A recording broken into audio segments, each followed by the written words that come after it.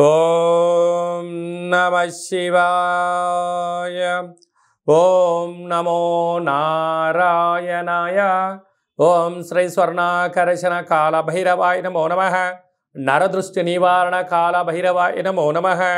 ఓం సూర్య అరిష్టేతు సంప్రాప్తే సూర్య పూజాంచకారయేత్.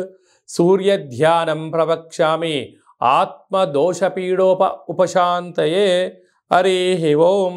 మా ఛానల్కి స్వాగతం. చూస్తున్న వీక్షకులకు ప్రేక్షకులకు ప్రియ కాళభైరవ భగవద్బంతులకి స్వాగతం పలుకుతూ మమ్మల్ని ఎంతగానో ఆదరిస్తూ ఉండబడినటువంటి ప్రియ సోదరీమణులకు అందరికీ కూడా సనాతన ధర్మ వీక్షకులకు సంరక్షకుల అందరిపైనను రథసప్తమి అనగా సూర్యుడి యొక్క జయంతి సందర్భంగా అందరికీ నిండు నూరేళ్ల ఆయురారోగ్యాలను ప్రసాదించాలని, ఎవరికి కంటి సమస్యలు, దేహ సమస్యలు, ఆత్మ సమస్యలు, అనారోగ్య సమస్యలు వాళ్ళకు రాకుండా సంపూర్ణ ఆయురారోగ్యాలు ప్రసాదించాలని సూర్య భగవానుని వేడుకుందాం.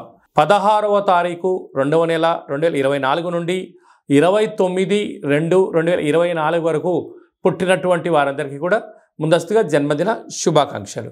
గతంలో వివాహం చేసుకున్న వారికి వివాహ వార్షికోత్సవ శుభాకాంక్షలు. ద్వాదశ రాశుల్లో గ్రహ గమనాన్ని ఒకసారి వీక్షింపచేద్దాం. మేషరాశిలో గురు సంచార స్థితి, కన్యరాశిలో కేతు సంచార స్థితి, మకర రాశిలో కుజుడు, బుధుడు మరియు శుక్ర సంచార స్థితి, కుంభరాశిలో రవి మరియు శని సంచార స్థితి, మీనరాశిలో రాహు సంచార స్థితితో ద్వాదశ రాశులలో గ్రహ గమనాలు ఫిబ్రవరి ద్వితీయార్థంలో ఈ విధంగా ఉన్నాయి. అలాగనే 21వ తారీఖున బుధుడు కుంభరాశిలోకి సంచారం చేయడం వల్ల అక్కడే ఉండబడినటువంటి రవి భగవానుడితో బుధుడు కలిసి ఉండడం వల్ల బుధాదిత్య రాజయోగము అంటారు. ప్రభుత్వ ఉద్యోగం ప్రయత్నం చేసేటువంటి వారికి ఇది చాలా మంచి కాలము అని చెప్పి గమనించాలి. కర్కాటక రాశి వారు రథసప్తమి సందర్భంగా రవి భగవానుని యొక్క ఆశీస్సులు ఎలా పొందాలో ఈ వీడియోలో సవివరంగా సంపూర్ణంగా తెలుసుకుందాం.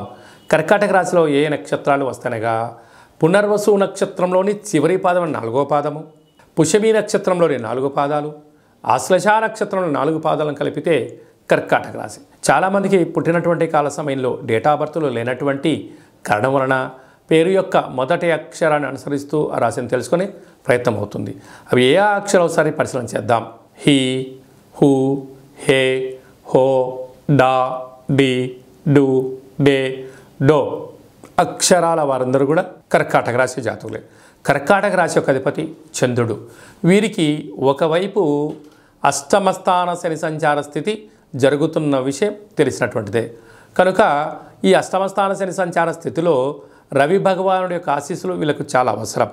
ఆరోగ్యం భాస్కరాదిత్యేత్ అని చెప్తారు. కనుక వీలైనంత వరకు సముద్ర స్నానం, నదీ స్నానం, లేకపోతే ప్రతిరోజు స్నానం చేసిన తర్వాత సూర్య భగవానుడికి అర్ఘ్యం వదిలేయడం.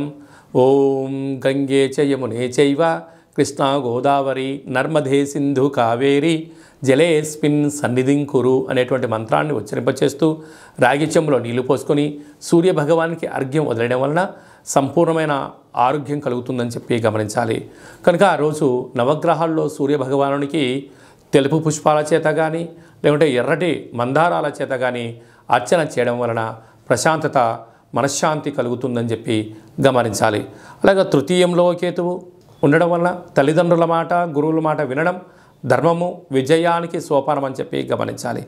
సప్తమంలో కుజుడు, బుధుడు, శుక్ర సంచార స్థితి కారణం వలన, కుజదోష ప్రభావం కారణం వలన మీ జన్మ నక్షత్రం రోజున, అలాగనే అష్టమి పూర్ణిమ తిథులయందున, మంగళ శనివారాలయందున ఆవేశానికి సరైన సమయం కాదు. ఆలోచన అవసరం. చిన్న విషయాలకు మీరు వాగ్వివాదాలకు దూరంగా ఉండే మానవ ప్రయత్నం చేయండి.